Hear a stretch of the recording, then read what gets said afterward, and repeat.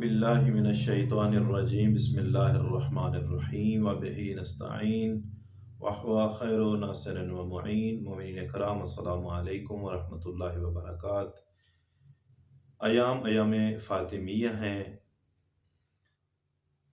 तमाम मोमिनीन को चाहिए कि इन अयाम में अपनी इबादत की तरफ ज़्यादा से ज़्यादा तवज्जो देनी चाहिए, क्योंकि किस बीबी के, किस सैयदा के अयाम हैं, वो सैयदा फ़ातिमा तो ज़हरा सलामुल्लाह अलैहा के जो रसूल की बेटी हैं,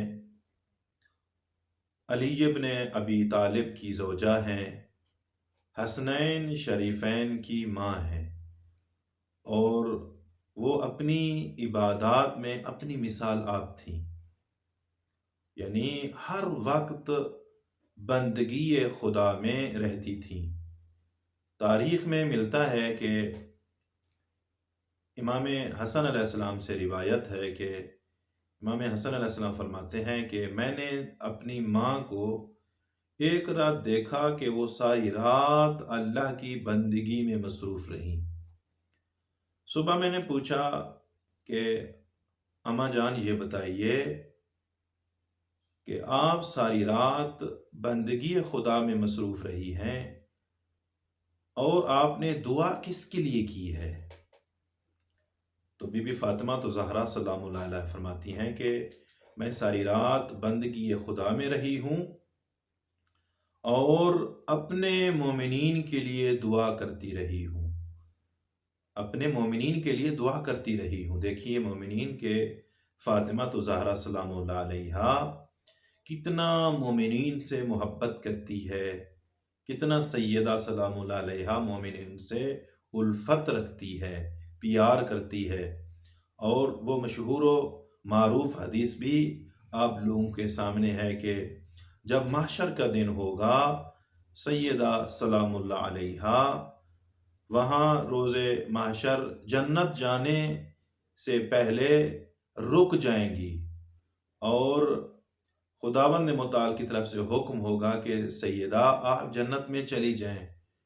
तो रिवायत में मिलता है कि सैयदा फरमाएंगी, या अल्लाह, नहीं, मैं ऐसे नहीं जाऊंगी जब तक मेरे बाबे के चाहने वाले, मेरे हुसैन पे रोने वाले, मुझसे मोहब्बत करने वाले, या वो लोग जो मेरे चाहने वालों से मोहब्बत करते थे, उनको मैं जन्नत में ना ले जाऊं, तब तक मैं खुद नहीं जाऊंगी। देखें सैयदा कितना हमसे मोहब्बत करती है, हमसे प्यार करती है। और ये सैयदा सलामुल्लाह अलैहा हमारे लिए नमूने अमल हैं। हमारी माँओं के लिए इबादत में, हमारी बहनों के लिए, हमारी बेटियों के लिए ये सैयदा सलामुल्लाह अलैहा नमूने अमल है कि हमें ये चाहिए कि हम सैयदा की इबादत को देखें कि वो जब इबादत करती थीं अपने लिए कम बल्कि दूसरों के लिए दुआ मांगती थीं।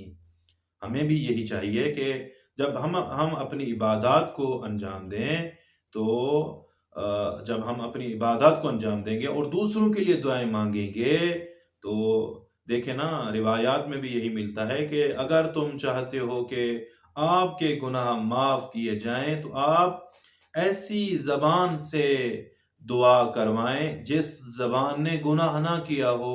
तो वो यही है कि ठीक है, मैं गुनाहगार हूँ, मैं दुआ करूँगा, मुमकिन है मेरे गुनाहों की वजह से मेरी दुआ कबूल ना हो, लेकिन जब मेरे लिए कोई और मोमिन दुआ करेगा, तो रब्बुल इज़्ज़त उस मोमिन को माफ़ कर देगा।